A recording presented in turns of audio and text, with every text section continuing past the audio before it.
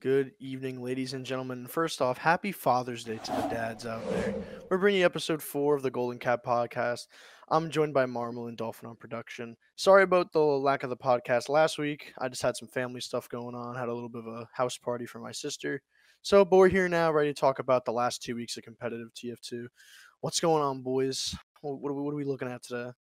Yeah, there's a lot of matches, new teams. We didn't get to touch on the actual results because last week we didn't have it, but there have been a lot of things happening, and there's a couple bigger matches coming up this next week as well.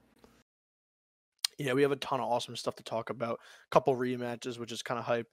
Other than that, let's kind of just get ready to jump right into it. First thing I want to talk about before we do start is there's an awesome little thing that Kritzcast is doing. It's the Salamancer podcast. They're doing a ton of Q&A stuff with them, kind of just vibing and playing TF2. So check that out over on their podcast whenever they're doing it. I think there's a thread. I don't know exactly what day it is, but check it out.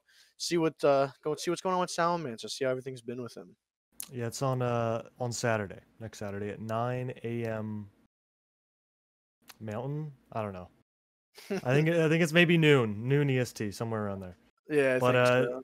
yeah, definitely cool to see him come back. I remember I wasn't really around for his where he really was the guy, but I remember seeing a couple of his casts, and he definitely was probably carrying the scene back in the day, where he just had all the videos on all of those games. Yeah, he's before my time as well. But anyway, let's jump right into some of these matches. We don't have much news going on, but we do have a ton of matches to talk about, so let's bring that to you guys. First match, nothing really crazy happened in the beginning of some of these games, but Ascent versus Ah Shie.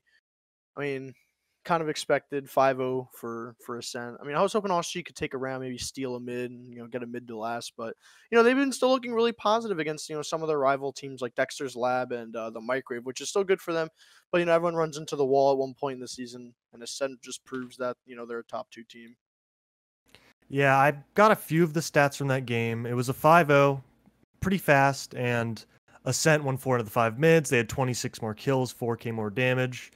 And the one thing that I really noticed was I think Lolguy had 6 deaths and Daff only had 7, which is pretty good for getting 5-0'd on a map like Process, and also Campy, same deaths as Med 6, which is, I don't think of Campy of just a survivor. Sometimes he just goes in and hits his shots, but he was living this game. But yeah, like you said, pretty clean game for Ascent on Process. Yeah, this next match, this one was a little bit of a letdown in my personal opinion. We have Ascent versus Microwave. Microwave again getting 5-0'd by another one of these teams that are just a couple seeds above them, going off the preseason ranking. And I feel like Microwave has the potential to take maybe a round or two off of Ascent. This team is definitely a contender for playoffs still, but it's just they have to formulate some of these mids if they really want to make a jump into that higher level of invite, because it is a new map, and Ascent really does practice new maps. Like, I feel like they're honestly the most driven team to play a lot of these new maps like Clear Cut, Bagel, or Villa, and they go in there, map review, and really start learning about these maps earlier before any team. And I guess they probably got a little bit of a head start on it against Microwave, which is unfortunate. But 5-0 new map that could have played a factor, but I think Ascent would have taken it on any other map regardless, but maybe not a 5-0.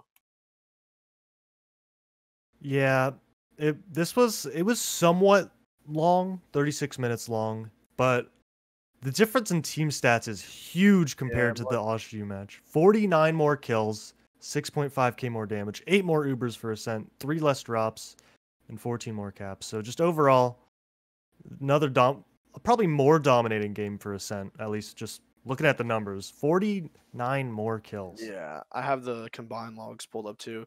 Like Slemnish just honestly outclassing the entire server against, in the head to head, at least against Shamu. 41 and 16. That's an insane performance in invite. Slemnish is just such a consistent and strong player. I mean, it like the head to head going from Ascent to Microwave. The stats, kind of tell the match as it was 41 more kills, a huge damage, difference. And again, Law Guy only dying 6 times and Zaylor only dying 8 times. It's just an incredible stat line from those two. And again, this is Law Guy's going to be performing better throughout the season as he gets more comfortable with his team and starts learning more with the guys on Ascent, because Ascent is a super seasoned players on it like Slemnish, Bot Mode, Campy, High Five, pretty much the entire roster besides Logga. He's kind of like the rookie on the team, and he's learning really, really fast. Yeah, just I'm hoping to see a little bit more, a better performance in the future. But yeah, so far so good, and just showing they can definitely hang in playoff invite. But next match that happened is Froyo versus Dexter's Lab. Another not very interesting match. The only thing really interesting was Habib's stats. He went 20-2 with 526 DPM in a 13-minute 5-0, where Froyo only lost one mid. I mean, that's just the story of Habib, man. He just has games where he just doesn't let you breathe, and that's one of those games where he's in your face the entire time and he's not letting you live. And getting that amount of frags to deaths in a 13-minute game is kind of unreal on demo, man. I mean, unless he's jumping in and playing feed demo and just hitting all the shots, I mean, that's hard to do. And Habib kind of just, further, stamping himself as the best demo who's played TF2, and Froyotech asserting why they're the best team in the league still, or one of the best teams in the league still. But I mean, again, Dexter's Lab, new team, couple oldies on the team, coming out of retirement, which is their scouts. And again, not a hard loss for them. They still have a chance to still honestly sneak into playoffs with how everything's forming, but you know, expected in my opinion. Yeah, one interesting about that game is Dexter's Lab got one cap. They won the one mid and they got one cap, and then it was over. So they really that just shows how dominant Froyo was in this game. But I think that's everything we got for that one. Not very interesting besides the big numbers. But yeah, next match, Dorsia versus Microwave on Snakewater, as well as the one above. This one was similar to the one we just talked about, a 14-minute and a half 5-0 for Dorsia, with the mids going 4-1 as well. And the only difference is Microwave had 3 caps to Dorsia's 17. So, they were a little bit more in the game. Yeah, I feel like, the only reason, it wasn't a blowout like stat wise in terms of like frags, but again, man, like this is the game that like Microwave needs to be able to take rounds on if they want to even like prove that they can make playoffs at this point. Because now at this point, Microwave has lost to Froyo, Ascent, Mal, and now they lost to Dorsia, and in a pretty quick 15-minute game. And that's not what you want to see, expecting to go into playoffs. I really did, at least in this match, after the Mal game, I was hoping, that was a slower 5-0, and maybe Mal just had a better head going into it, and they were just playing more consistent throughout the match. But against a really new team like this, again, there's a ton of individual talent on Dorsia, but I mean, this is a game I'd expect Microwave to honestly have a chance to win, if not keep it relatively close. So that's honestly a big shot in the leg for him, and it's huge for playoff implications. At this point, I would almost say Microwave probably has almost no shot. Yeah, I think they only have one win, and it's really early against Dexter's Lab. And they have to win almost every game from this point on, because they're 1-5, and they have, I think, 6 games left. And in order to make playoffs, usually you have to be over 500 or just like one over like even. So there's 12 matches in the season. You have to be probably 7-5 to like safely make playoffs at least. But yeah, they need to win every match if they want to be in that category. So it's not looking great for their playoff hopes. Yeah, they're gonna really have to pull something up here. I mean, the next match is kind of honestly a repeat of what we saw here. Again, we talked about it. We comment. I believe I was on. We were both on commentary for this game, the Mal versus Microwave game on Sunshine. Again, another 5-0. This is another match that honestly I would almost put in favor of Microwave if they really practice. But again, Mal just proving that they are a solid playoff contender team, and it's honestly just almost sad to see that this team that usually was always so close to making playoffs, if not make playoffs, depending on what teams are playing that season, honestly falls so far down. And these Dorsia and Mal are the teams that this team I kind of set as the benchmark for Microwave, and to take a couple rounds and potentially beat.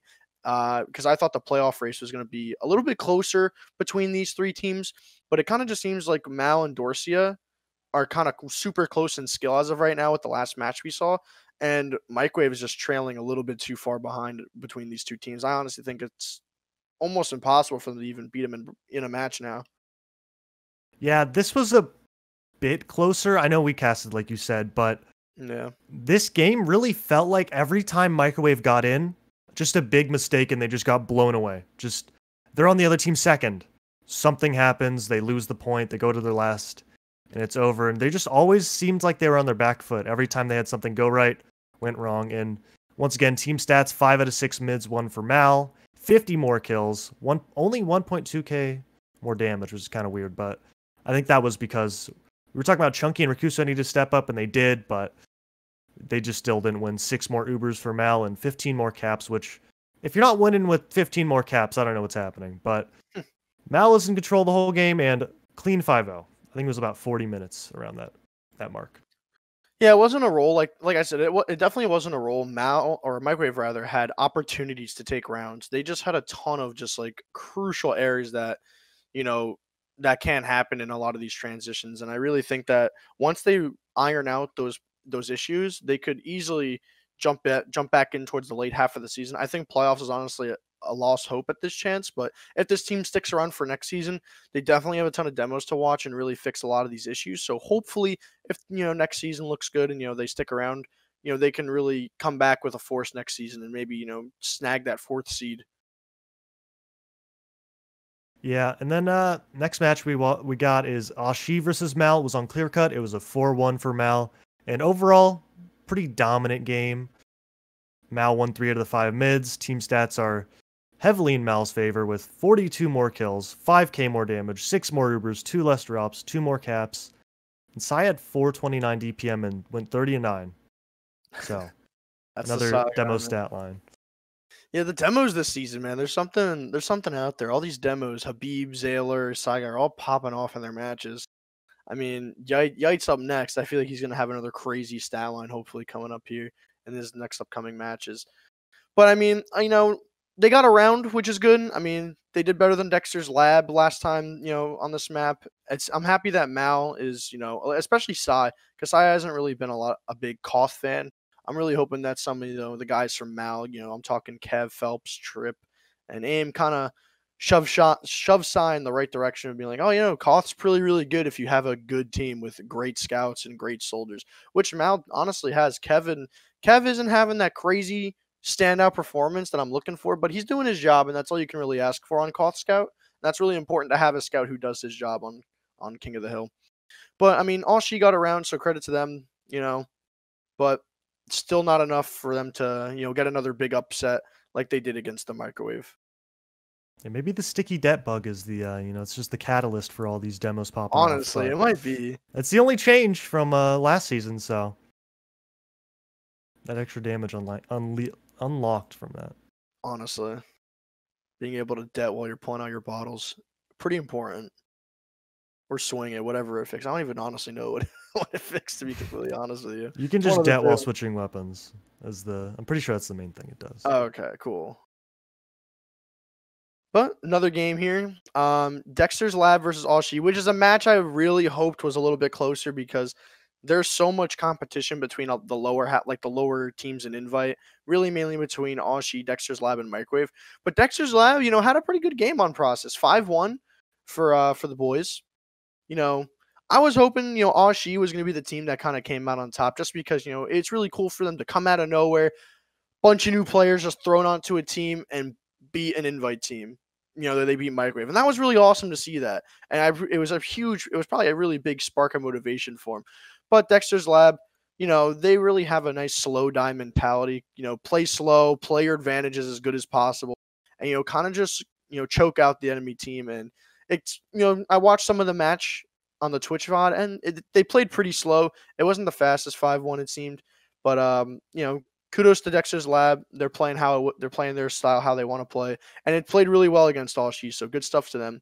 And I can't wait to see, the Faded rematch versus a Microwave, because I know earlier in the season, if you guys saw, there was a super close game on process with Dexter's Lab versus Microwave, but we'll talk about that later. Yeah, this match, I have some more stats because, you got to love them, but surprisingly, this happened, I think, before when Ah Shie played Process, and they won 4 mids to Dexter's Labs 2. So they won more mids. They just, I think every time they got mid, it just flipped over every time. So they won the mid. They went to the other team second. Something happened, a drop. And for the team stats, it was pretty close overall. 7 more kills for Dexter's Lab. And Ah Shie actually had 1.8k more damage, which is somewhat surprising. And I think probably the big thing that, probably killed, the vibes in the game. 3 drops for Daffodil on Ah Shie, and I think 2 of them were in 1 round, so that definitely doesn't help. And 9 more caps for Dexter's Lab.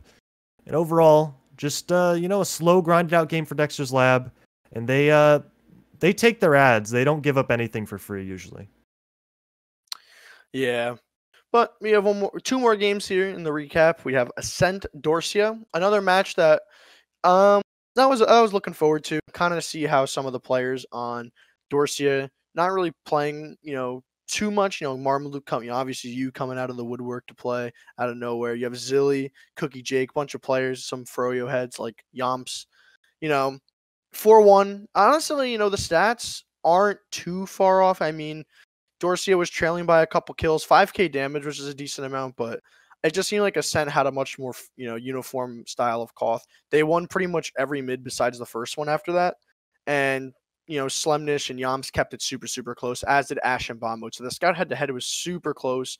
But at the end of the day, it probably just came down to Ascent, probably playing their post Ubers a little bit better. Cookie Jake and Log pretty much neck and neck in terms of stats and deaths. Uber charges are practically even.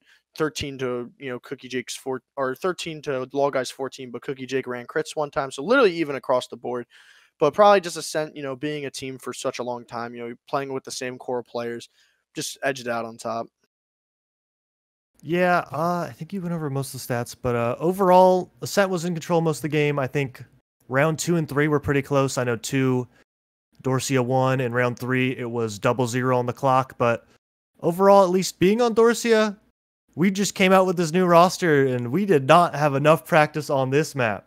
True. Most of it was on Process, but yeah, we definitely were feeling it after the first half. But they know something we don't in the second, so they did convincingly take the second half at least. Yeah, I mean, in the last match we have Mao versus Dorsia, a nail biter game. Super close, 5-4. There's so much I wanna look at in this game. There's some stats I did wanna. Yeah, I don't want to look at this game. I'll look at it for you. It's fine. I could understand. I could understand, but I mean, is my camera reversed? Can I just throw up the L, or is it backwards? I don't know if it is. I think. Yeah, I mean, if we want to photo, if you want to do some quick work, Dolphin, put a little bit of an L on Marmalou's webcam. But 5-4 nail biter game. I mean, honestly, it's, Dorsia took it 3-1 in the first half, but Mal took a strong 4 rounds, back to back to back to back practically. And AIM played, in my opinion, the best out of everyone. AIM played so great in the second half and really kind of almost won it for his team a lot of these times. He had so many clutch kills, good bombs, and had so much spam and denial that he really, kind of outplayed most of the people on Dorsia.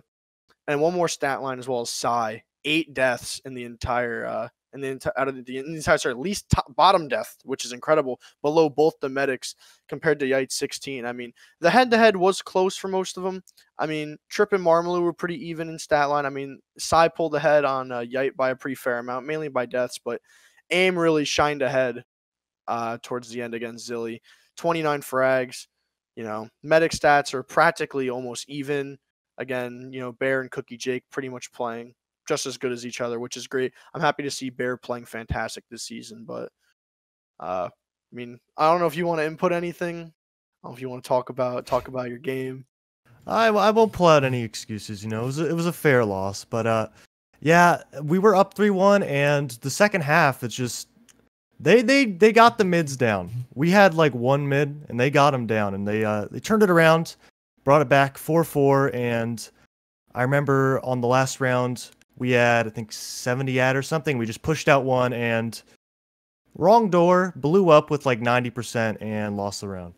But, it's early in the season. Hopefully this may in the end have some implications on playoffs, but in the end, it shouldn't be too big of a deal, at least, especially with Ah Shie and Dexter's Lab also losing to Mal.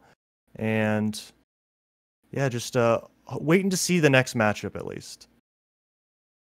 Yep. But other than that, that's pretty much it for the recap of the matches. We have a lot, obviously, for taking a week off, but let's jump right into the power rankings. I have some crazy opinions here. I don't know if you'll agree with me, but if you want, you can take your first team on this. Yeah, mine aren't too crazy. They're pretty standard. But first one, or the last place team I got is the Microwave. Something interesting is they've lost the past 3 matches 5-0. Given they were, I think, against Ascent, Mal, and Dorsia, they're not looking so good so far this season. They had not even a great start. They had a pretty good start. They won their match 4-3, and I'd like to see them improve because they have a lot of experience and they definitely can try and show it. But so far, it's just not been looking great for the Microwave. Yeah, and I'm going to agree entirely, man. Microwave was also my bottom seed team so far. I mean, losing 5-0 3 times, losing to Ah Shie, almost losing to Dexter's Lab, and I honestly am confident that Dexter's Lab is going to take the run back. I never thought I would say it personally. I thought this team was going to play so much better throughout the season, but Microwave is, my opinion, for the worst team in the season so far. And honestly, I think they're done for playoffs. I don't think there's anything coming back for them. And I hate to say it, I've played against this team for a while, watched this team for a while, played with some of the players on it, and I know they have the potential to break out of that bottom seed. But for at least this week, I don't think there's any hope for them right now. In all honesty. Yeah, so I'll take I think the 6th team. I have Ah Shie last. Once again, they as well lost their last 3 matches. It was a little bit closer. They got a round in 2 of those 3, but the big one is they lost to Dexter's Lab 5-1, which was the team I kind of was like flip-flopping around. The Microwave, Ah Shie, Dexter's Lab, I was kind of flipping them around, but after seeing how they place against them, at least in this game, I'm going to put them below, and I could see Ah Shie possibly moving up, but I think they definitely need to win their next matchup against Dexter's Lab to be able to go up there. Yeah, and I know last week I seeded Dexter's Lab below Ah Shie. That was kind of just like, I feel like, they beat the Microwave. I feel like they could honestly take it to Dexter's Lab.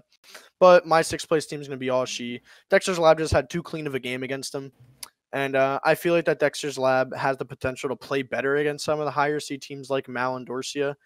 But, I mean, Ah Shie had a great showing at first. I hope, these next matches against the Microwave and Dexter's Lab, when they eventually happen, is going to be a little bit closer and hopefully in their favor.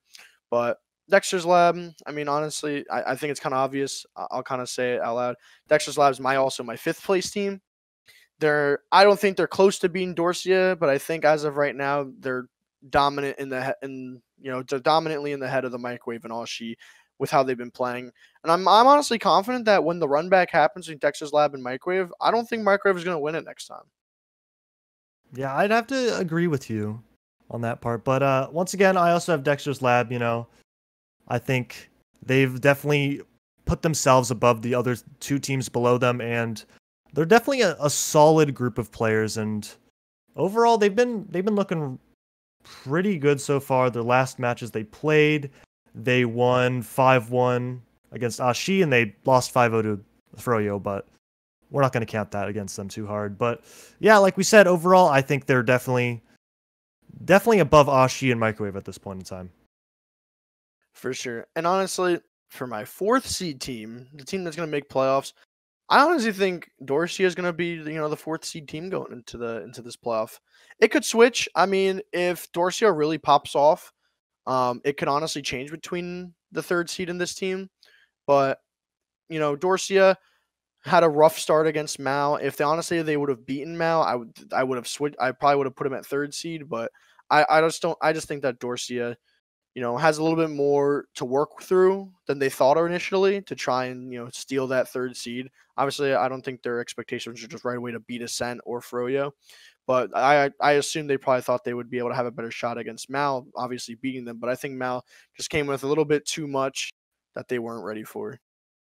Yeah, my expectation this season was to play demo, and that's gone. But I also have me and the boys on Dorsia fourth. I make my power rankings at this moment, not at the end of the season, and definitely fourth seed. Lost a game against Mal, and can't really put them above a team they just lost to at this point in time. So definitely gonna leave us at fourth. But I'm hoping that we can improve a bit. But right now, fourth, 100%. Yeah, and I mean, you guys can probably see how this last little bit of the power rankings are going. Mal, my enemy list, third place. I think they're kind of sealed for it. I think they're kind of locked in. I don't think I'd ever change them, even if they lost to like Ah Shie, Microwave, or Dexter's Lab. I don't think I'd even think about replacing them. In all honesty, I mean, they kind of certified themselves as the solid third place team. They're playing great against the other mid invite teams, or the higher invite teams, mainly Dorsia. I'm still waiting for them to play a little bit better against Ascent and Froyo. Maybe take a couple rounds, maybe make it a 5-2 or a 5-3 loss instead of a 5-0. But I mean, I don't think it's like I think it's undeniable that like Mal could be anywhere but third right now. Yeah, definitely a solid third. I don't think last time they played Froyo and Ascent 5-0s, but then the teams below them, they've all won, and they definitely fit very snugly in this third seed. And I think pretty much a lock for playoffs unless all like 4 of their players fall off the face of the earth. So definitely set in this third seed at least right now. And now we have the two titans of invite, Ascent, Froyo, obviously your last two teams. 2 weeks ago, my predictions were Ascent first, Froyo second, and honestly, I'm gonna keep it that way. I'm honestly real confident with Ascent. I truly feel like Froyotech could be dethroned, and if this is a time, it'd be this season. I feel like Froyotech obviously has the potential to take first, but I just feel like Ascent is coming with more firepower. Every time we watch them, I feel like they're just slowly getting better every single time. Their wins are more dominant. Slemnish is playing incredible in pretty much every scrim against Froyo and against every other team in this division. So I honestly feel like Ascent has the absolute potential to take this season, and I put my money on them. Honestly, I put it on the upset against Froyo. I'm disappointed, Sam, unless you told me there were some hot takes in this and we completely agreed. There's Dude, nothing hot here. I didn't think you were gonna put Microwave in last. I'm looking at stats. I look at the results, and the results point to last. But I agree. I don't know. I'm a bit wary on the Ascent with all their class switching, but I went at the start of the season with Ascent, and I'm not jumping off that train. I'm keeping them there. Froyo's definitely. I don't think Jay is I think Jay's more of a sideways player. When I say sideways, I mean like not an upgrade or a downgrade. I think he's about even. Side grade. I think he's a great player, and it shouldn't affect the results. Maybe they'll be a bit iffy for a little bit, especially because they've played with Yomps for so long and they have to get used to it. But yeah, I'd expect. I'm hoping they can improve, and maybe at the end of the season I'll think something else. But right now I'm gonna take Ascent at number 1 and Froyo at number 2, and I'm excited for the matchup. I think it's funny that we this is the first week we had matching power rankings so far. So I guess that means that invite is as balanced almost as it could be. I'm disappointed. To an extent. I'm a little bit. You didn't have any hot takes. I thought I was let down. That's not a hot take. I was thinking they were a hot take, but I guess they weren't at the end of the day. Maybe we just both have hot takes and other people will disagree. But now we're gonna switch into some small roster changes. Nothing really crazy happened, but honestly, no shock to anyone. Ascent swap back bot mode and high five. High five's back on, I believe, Soldier, and bot mode's back on Scout. If I'm not, I think that's the lineup, or is it vice versa? Honestly, it's kind of changed too many times. It's bot mode on Scout. Yeah, bot mode on Scout. High five back on Soldier. So back how it should have been. And I don't think it's gonna change much. I think that high five is still a really good Soldier, and bot mode honestly has a limitless skill cap on Scout. I honestly feel like when he has games that are on, he's the best Scout in the server. But I also feel like Kyle's just a little bit more consistent than bot mode to an extent. Sometimes bot mode plays a little bad, and then sometimes Ascent bites, loses because of it. But when bot mode's playing good, he's playing real good. Bama's a scary player on Scout when he's on fire. See, now that's a hot take, because guess what? Slemnish is always in the server when bot mode's in the server. So I wouldn't say that, because I don't know, man. you know, but he's definitely good. He's a solid scout, and I think they could definitely flip whenever they want. It's just whatever's gonna make the team, you know, happier. They're vibing a bit better, you know, they're fitting. Yeah. And yeah, but next switch, it's a mouthful. I didn't expect this. I'm kind of disappointed, but I'm off demo. You could say this one. And I've been told it's not my fault I'm off demo, you know. It's not me. It's them. But I'm kidding. But Yite is on demo. Yomps is on Combo Scout. Ash is on Flank Scout. And I'm on Roamer. And, you know, this was going to be our joke, you know, no more experiments roster at the start. And then we switched a little bit more. But I think hopefully this is a final roster, because I do not want to have to deal with changing anymore. And it is very annoying, and now I finally understand why people complain about switching rosters. I had no clue how to play clear con on Roamer. I just high bomb. I learned a little bit on demo, and then on to Roamer, I'm lost. But yeah, I think that's all we got for the roster changes, and we're gonna move on to the predictions. First match I have on here, Ascent Dexter's Lab. It is scheduled for the 24th, and you want to take it away? What you think is gonna happen? Yeah, I mean, honestly, I think it's going to probably, you know, looking at Ascent's past games against Microwave and Ah Shie, I think they're just going to 5-0 'em. I don't think it's going to be the closest game. I think Ascent's kind of just going to take it. Yeah, Ascent looking normal. I don't know. They haven't looked any worse. And I think that they're probably going to be able to wrap up this game about, I think 5-1, because Dexter's Lab, I think they're going to be able to take a round. Maybe they'll get a mid to last. They'll get some good hold, take it slow, and I think they'll get a round depending on the map. And goodbye Sandblast. But I'm gonna take it away to the next map. Microwave versus Mal. Okay, Microwave versus Mal. The last time these two teams matched up, it was a 5-0 for Mal, and I don't think the score is going to be too far from that, with Microwave not looking great and Mal looking the same, solid. And I think it's going to be about a 5-1 for Mal, and at least it's going to be the Microwave's map pick, which maybe they'll be able to get a couple more rounds and maybe even a win if they really have a map that they are solid on and is not banned. Yeah, I mean, honestly, I don't think that 5-0 was a fluke from Mal. I think that they played it very, very well, and Microwave, I honestly was just unprepared. But I'm gonna give it. I'm gonna assume, you know, I'm gonna give Microwave the benefit of the doubt.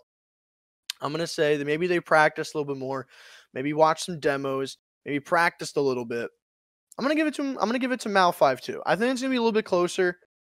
I think that Microwave's actually gonna take rounds this time, and they're actually gonna put a little bit more effort into the season now that they know that they're like borderline not making playoffs. Like, they need to close it out, take rounds, keep that win loss as good as possible. I don't think they're gonna win this still, no matter how hard they probably try. But I think that they're gonna perform better. I'd hope. And to Mirrorman at Mirrorman, the match is scheduled for the 24th, so you guys should probably get together and find a new match date. But next match that we have lined up, at least it's not scheduled. Mal versus Ascent. It is supposed to be for this week, so maybe it's not, maybe it is. At least how the season's gone, it's a question mark. But last time they played, it was convincing 5-0 for Ascent. I think it was like 14, 15 minutes, and Yeah, Mal wasn't really in the game. But Mal's been looking good this season so far, and I expect them to take a round or two, especially with this being their map pick. I'm going to say a 5-1 for Ascent. Yeah, I'm in the same boat. I think that Mal's gonna probably take a round. I think that, you know, Mal doesn't really. They just gotta get blown out by the top two teams. I don't know what's going on over in their neck of the woods, but against these other teams, Mal's ready to play, man. Against Froyotech and Ascent, it looks like they haven't scrimmed in like 3 weeks. Kev's playing with his WAS and D key like keys like upside, like just all different, like using you to walk forward and A to strafe. It looks like he hasn't played the game before. But I think that, you know, now that they got this win on Dorsia, maybe they just throws a little bit more motivation their way. I want to see them play good against the higher level teams, in my opinion. But Yeah, I mean, but scoreline probably like, I mean, 5-1. Yeah, is realistic. yeah, it's hard to say a 5-0 for a match like this at least. But you want to take the next match we have lined up here? Yeah, I believe this one's also unscheduled. We have Dorsia versus Ah Shie. I mean, this is another game that's gonna probably go in Dorsia's favor. I think that Dorsia's, they're still I believe you. I think you're still catching up on some of your games, right? Yeah, we only have one scheduled this week, so maybe we'll try and get another one in. But yeah, overall, this is another good playoff implication match if either of these teams want to make it. I think the three teams that are still in contention are Dorsia, Ah Shie, and Dexter's Lab, and they need to win their next matches they have against each other if they want to make it. And especially with Dorsia starting off with a loss to Dexter's Lab that didn't play, this is super important, like I said. And with Dorsia having the map pick, I'd say a 5-1 and maybe a 5-2 for Oh Dorsia. wow. I mean, yeah, I was gonna honestly keep it probably like 5. I just think Dorsia has. You guys are just gonna like run at him. I didn't think All She was gonna be ready for it. But I mean, I'll give him the benefit. I don't think they're gonna get 5-0. All she's had some pretty promising games. They've usually taken a couple rounds off, Ascent or Mal, and they're not getting completely blown up.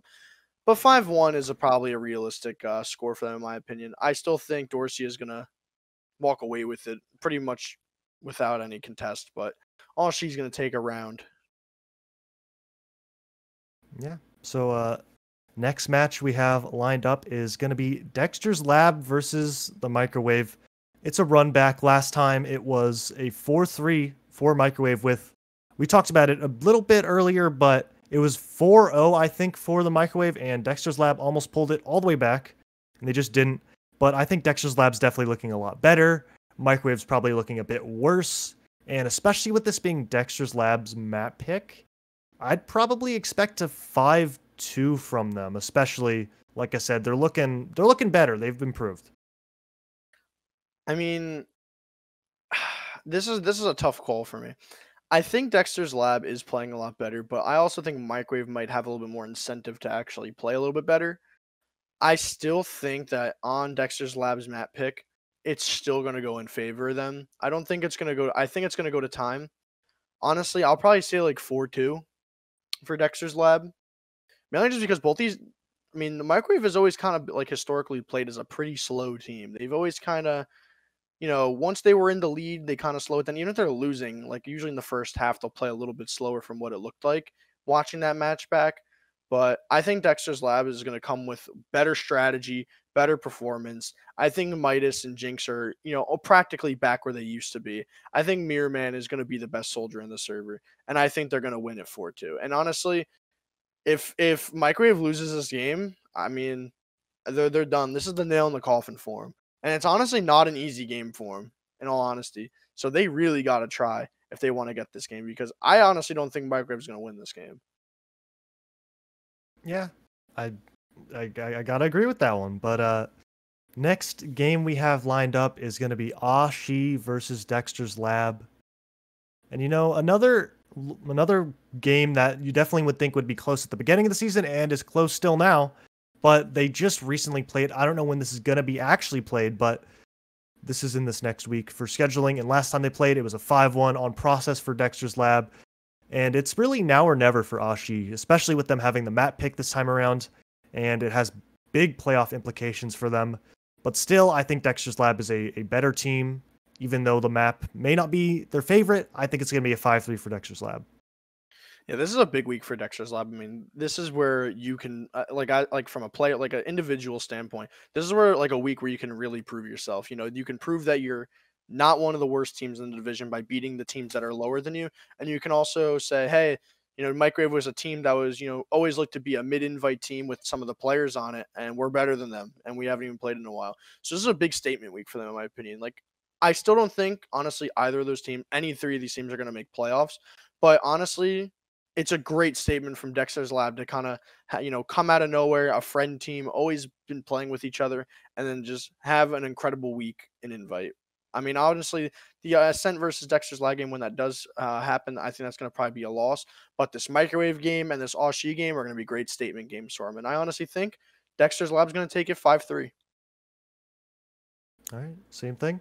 And the big match, the big fish, we're going to be Ooh, casting this, I let's think. go. I'm pretty sure, if everything's right, we will be casting this on this Thursday. It's on the 25th, and it's highly anticipated, especially with this time it's Ascent's map pick. Surprisingly, Froyo did open up with a clear cut last time, but this time Ascent's got to pick whatever map they want, and I think we're just waiting on the actual pick. All the bans have happened, and I'll let you take away the start of this. I mean, this is going to be a pretty intense match. I'm really excited to see which team is ready for it. I mean, I want to know what map it's going to go to. I can't wait to see it. I'm hoping it's 5 CP because that's where I feel like Ascent versus Froyo is played at its best is when it's on 5 CP because you really get to see all the stops come into play. You get to see all the strats. You get to see the team coordination. I mean, Koth, in a lot of the team fights is a little bit more soldiers go behind, scrappy DM fights, hope your scouts don't miss. 5 CP is a little more, a little bit more thinking to it than Koth, which, I think that's much better, and that really shows what teams are better at the end of the day. And man, Froyotech Ascent, I mean, we've seen this matchup so many times, so many different roster iterations. I'm going to have almost kind of like two different opinions. I feel like if this goes to Koth, I feel like if it's Viaduct, I honestly feel like Ascent can win it pretty handily in like a 4-2. I know they lost to Koth last time, but I feel like if it's a map like Viaduct, I feel like Froyo is going to struggle against, bot mode and Slemnish and the campy demo. But if it honestly goes to 5 CP, it's honestly so close to call, man. It's hard to say. It's hard to say. I want to hear your prediction first. Give me some time to think a little more. Yeah, the three maps that are actually available are Viaduct, Gully, and Snakewater, I'm pretty sure. So, since got those to pick through. A couple things I highlighted is last time they played, it was a 4-2, and they had the same roster, but this time they flip-flopped a little bit, and like we said earlier, they have Jay instead of Yomps this time, and maybe that was a big factor on a map like Clearcut where Yomps can just jump around and shoot things. But yeah, this is the first real trial for Jay so far, and I think it's definitely going to be a real show to see if he can be the new Froyo pocket in town. And it's a sense map pick, and the main worry, like I said earlier, is just flipping rosters, and it's always a little bit difficult because you kind of mess up, the synergy, a bit of the small things that you get used to eventually when you have the same roster. And it takes a little bit of time to, get back to knowing how everyone else is going to play, especially flipping your scout and pocket over and over and over again. But the main matchup I'd actually want to look at is the pockets and the medics. Like I said, new pocket on Froyo, same-ish pocket on Ascent, and last time we were really highlighting the difference between Lolgai and Skis, and we both thought that Lolgai's mechanics really, really would make the difference, and in that clear-cut game, it wasn't really what happened. Skis had 5 less deaths, 3 more Ubers, and I think this is going to be a big, big game to show if Lolgai really can hang in the the high invite and play against those big dogs on a Froyo. Yeah, I mean, Lolgai is an incredible player, and the head-to-head is going to be really interesting versus Skis and Lolgai because I think Skis he's mainly more of a caller on medic, and it seemed like he kind of lost a little bit of that, and I feel like that's where he really thrives as a medic is being very vocal. There's not a lot of vocal medics like that who are willing to help common pushes and calm where to go. And I feel like Skis has a ton of great input. I don't feel like he truly lost that on a Froyo. I just feel like it kind of got suppressed a little bit by Banny and Habib and some of the other callers on that team. But I think taking for Lolgai with what he is, Lolgai is an incredible player. He has great decision making and great fundamentals. I just think that Skis always kind of positions himself a little bit better than Lolgai, but I feel like Lolgai is always a little bit more forward than Skis and always able to assist his team a little bit faster, which is still fine. It's also a double-edged sword in some situations. But I mean, honestly, scoreline with the maps that are left, I think that for Viaduct and Gully being left in, I think Snakewater can honestly go either way, but I think Ascent can take it 5-3 with the maps that are left. Damn, I said 5-3 as well. I'm sticking with my boys. You can't really give up on them. And I think depending on the map, could change, but I'm staying on the Ascent train. And I think it's all the matches we got coming up, and we got a little bit of time left, and I think we're gonna move on to questions that we recently got in Discord. Yeah, so we have, if you guys obviously want, please join the Discord. Obviously we were a little inactive last week, so we couldn't ask you guys to ask some questions. So please join the Discord. Allow us to answer any of your questions. Me and Marmo have been around for a pretty decent amount of time. We want to be able to maybe spread some advice or just insert our opinions on some topics. But we have 3 questions lined up from people that were all honestly pretty much recently just asked. And if you want, I'll ask you the first question. This is coming from Det. Literally asked this question today, 1 minute before we went live on the podcast. Is there a way to quickly move up divisions or make connections with people in higher divisions than you? Yeah, so at least in personal experience, I know I went open IM invite, and now there's a lot more divisions, so maybe it's a bit harder with people making, you go up a div at a time, but there's just a lot more divs. I think the easiest way to move up is definitely just show out. A really easy way to show people how good you are is pugging. Maybe people aren't watching your matches if you're in a div like advanced or something, or maybe main. But if you can show that you really individually have it, and you have a good head on your shoulders, you're motivated in pugs, people will probably give you a chance, more so if you don't do that. Yeah, I agree. I mean, to me, I had kind of the same upbringing. I went open IM invite essentially. And one thing I always notice is usually from anywhere between like literally anywhere in open to almost probably like mid IM, I'm talking ESCA days, it was kind of just being better, figuring out how good you were and find the best team for you. And I did that mainly by like pugging. But once I got up to like usually top IM or maybe like mid invite, maybe high invite, it kind of becomes to go more who in my opinion. The higher you get, that's the more you gotta have those connections with the players and to try and get in. You could still be a sick player like Logai. Logai kind of came out of nowhere. He was an amazing medic, proved himself in pugs, got on a really good IM team and got picked up an invite, and then some of the guys on Ascent saw how good he was in pugs and they picked him up. And that's the same thing. It can go both ways. I feel like obviously the more people on better teams, you can slowly prove yourself and get better than be like, hey, can I have a tryout on your team? And knowing that person, they may be willing to give you a tryout. So it goes both ways. But obviously the main way is to just be a good player, pug, prove you can be a good player. Yeah, an invite if you want to keep moving up. Do well in your matches. Do well in your scrims, because don't be a buster. Because that's usually you don't see invite LFTs. It's very rare. Because if you're LFT on an invite, you're gonna get asked if you're gonna get a spot. So if you're doing well in your matches and maybe you're on like a bottom invite team, but you individually are really good, maybe a playoff team will give you a shot. Maybe a mid invite team will give you a shot. But definitely always try your best. Always be trying. Don't start throwing. Because I don't think people want some throwers sometimes, unless you're boys with them. True.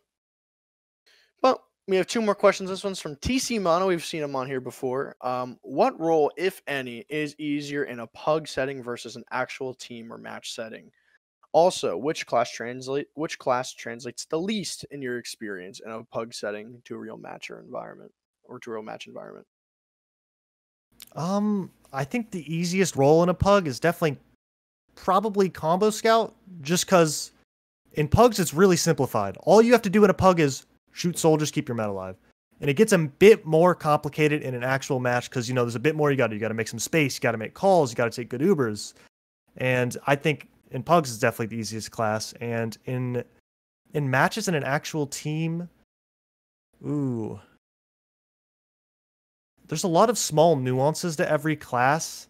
And I think at the lower levels, the easiest is probably Pocket. And when you get to higher and higher, I think it's probably Pocket Scout again, just because it's probably the best class. And you can get punished a lot harder on other ones, and you have a little bit more leeway. But once again, you have a lot of responsibility being on Combo Scout as well.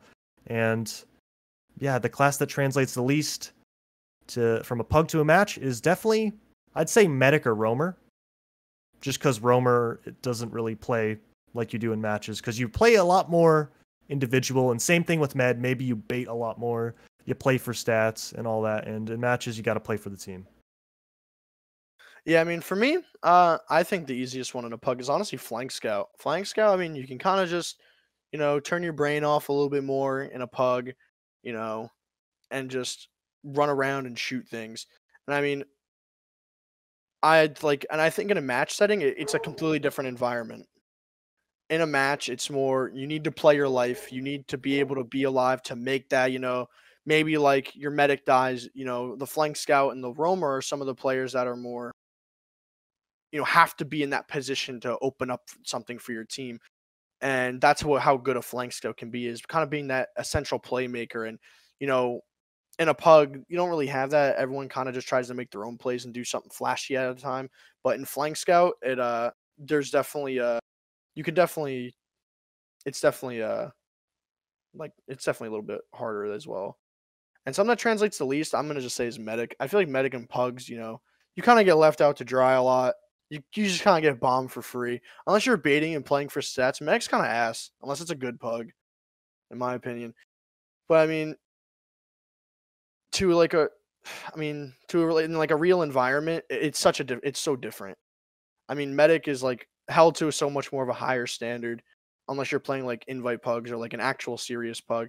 Medic is just you have to keep track of Ubers more. You have to position yourself better. Make sure your mechanics are on point. Keep track of things that are potentially behind. See if things are in front of you. There's so much more that goes into it. Yeah, medic and pugs is a bit rough because you're usually the scapegoat, and in matches, if you keep blaming the med's eventually going to get pissed and probably not play their best. Maybe not be too happy to help you out. But if you're medic main, don't take pugs as how scrims and matches are going to go. Usually your team will be a lot nicer to you if they have to play with you every night. So don't be dissuaded from it. And we have one more question from Weebwacker. What team has proved themselves the most so far, and which team has been a bit of a letdown? Yeah, so prove themselves. We were talking about this a bit earlier. I don't think Ascent and Froyo really. You already know what you're getting from them. Hmm. One team that I think probably proved themselves the most is either going to be Mal or Dexter's Lab, and I'm going to go with Mal just because they've had better results. And you probably could say the same that you said about Ascent, like you're expecting a playoff team, but they definitely showed that they deserve the spot. And Dexter's Lab also, a couple solid wins against teams around their level. Yeah, I mean, at the beginning of the season, for the team that proved themselves, I would also agree with Mal, mainly just because when we were making the power rankings and before the podcast was even alive, Mal, from a face value for what they were, you would say like, oh, they're going to be close to microwave because just like the history of the Mal guys usually have been like the 6 seed team back in the day. And and obviously now they have Side Guy, now they have Bear. I think Tripp has come such a far way as a player. I think Phelps, everyone on the team has gotten better. Aim is an incredible player. Now they've just all gotten so much better. And I think that they've kind of solidified like that core of players to potentially be, a top, all top 4 players at a point. I think Kev still has a little bit more way to go on combo scout than most of the other players on the team because he's a little bit newer to the role. But for what he is face value, he has the potential to always be a playoff level scout. And the team to me that's been a letdown, I mean, I think it's obvious if you watch the beginning and the middle of the podcast. The microwave, I think, blew up my expectations for him for how they were going to play throughout the season. I mean, Shenmue's been playing for a while. Rakuso, that whole core has always been a 5th seed, 4th seed team, depending on who is playing. And they kind of just blew themselves up. Yeah, there's not really another answer because Yeah. I think both of us had them around the 4th seed in making playoffs, and then Yeah. now both of us last seed, and it's definitely a letdown from just past. All these people have so much invite experience, barring maybe Hayes and Chunky, but they still have a good amount of invite experience, and overall, yeah, just a letdown. I really wish that they got a bit better results, but there's still time in the season. Maybe they can redeem themselves, but I think the playoff dreams are out of the window unless they beat Ascent or Froyo in the future. Yeah, I mean, I guess, since we have a little bit extra time, I do want to throw in one more question. I just think it's interesting. Is should newcomer be casted? That was asked by Imp. I mean, what are your thoughts on that? Because like I have 2 answers to that. So what I usually say is, at least for demo reviews, is like usually when people ask, is if you're at a really, really low level, it's kind of hard to know what's going on because there's not a lot of experience. Like a newcomer, it's just going to be chaos because not everybody, they're all new. So there's not much really going on that resembles advanced TF2, invite TF2. And it's just going to be, a cluster. And I don't know if it should be casted. Maybe the grands just to like give a shout out to the newcomers who really showed themselves. But overall, I wouldn't think so, at least by big channels, at least. Yeah, I mean, newcomer as a division it's very different from higher level TF2, even like almost at like a main and D2 level of TF2 and NA. No one really knows what's going on because again, they're all new players, which is totally fine. But watching that from a viewer perspective on a main channel like RGL or TFTV, that's not going to pull a lot of attention just because there's not a lot of names on the players. They're all kind of just jumping in and playing the game. So there's not really a lot of high profile players like, the mid high invite players. So it's not going to pull a lot of attention, but it is going to get, some content out there for Comp TF2, which is never a bad thing. But from the outside looking in, it's going to look very unorganized as if I'm a new viewer watching TF2, if you just throw on a Froyo Ascent game, I'm not going to know what's going on because I never played TF2 before. But if you throw in a newcomer game, I'm not going to know what's going on even more. I'll probably still won't know what's going on. Yeah, if the players don't know what's going on, there's no way a new player knows what's going on. Exactly, yeah. So it's a little hard to cast it. Maybe on like smaller, like just regular people do like, oh, I'm gonna watch this game because you're playing these newcomer teams are goaded. Then yeah, go ahead, put it on your Twitch channel. I get a couple viewers, but I don't think RGL or TF2 has any intention unless it's like grand finals and there's literally nothing else happening. They'll probably cast it. Yeah, it'd be fun to watch just because it's just like new players and it's definitely fun to watch. A different form of TF2, but at least for people, a lot of people don't like watching like people lower than their skill level because they're going to be like, there's so much wrong happening here. But if you're a newcomer player, if you don't make playoffs and you want to watch playoffs, then go ahead, stream it, I bet you there's some other people that definitely love to watch a grand finals, especially if you're the only channel. It's a good way to get your name out there and, good way to help popularize the things. And you also have a lot more knowledge on the scene and all the other teams in there. So. Yeah, but other than that, I don't really think there's much left to talk about. I mean, again, please join the Discord. We're running we're a little low on questions, so it'll help us out. Hopefully next week maybe we'll have someone to interview. It's just a little hard with all the matches that happened. It was kind of hard to pick someone to talk to. But maybe whenever me and Marmalou cast a match, we'll throw someone at the end of the match, or we'll probably get someone on the podcast for maybe 15, 20 minutes, talk about their season and how the games are going, and just ask them a couple of questions. But obviously, I mean, that's pretty much it from the podcast, Marmalou. If you got any shout outs, you want to shout anyone out, shout anything out? Shout out to Yike Demo. Nice. Because if you slip up, I'm going to be pissed. That should have been me. But yeah, I think that's all I got here. I mean, yeah, that's pretty much it from us, guys. I mean, you'll see us again next Sunday. Hopefully nothing comes up. But I mean, I'm excited to cast this Froyo Ascent game. I'll be there. Hopefully Marmal will be there if he has nothing come up with his team.